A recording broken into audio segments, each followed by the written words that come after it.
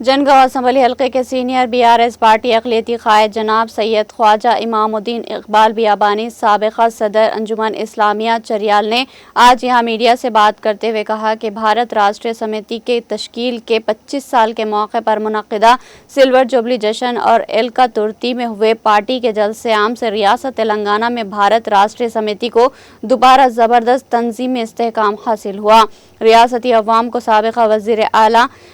قومی صدر کے چندرشیکھر راؤ پر موجود اعتماد میں مزید اضافہ ہوا ہے۔ انہوں نے کہا کہ ریاستی حکومت نے مشنری کا بیجا استعمال کرتے ہوئے ایلکا ترتی جلسے عام کو ناکام بنانے کی کوشش کی، تاہم حکومت کو ہی ناکامی کا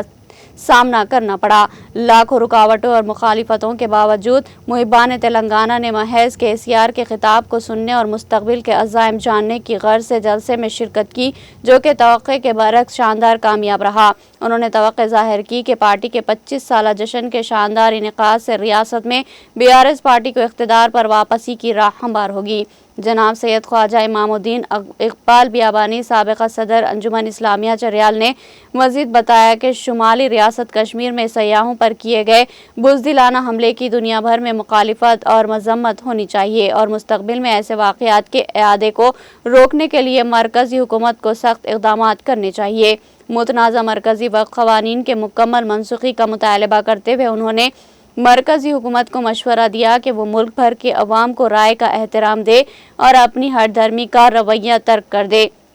اس موقع پر یوتھ لیڈر سید خواجہ نجم الدین افروز بیابانی اور دوسرے بھی موجود تھے۔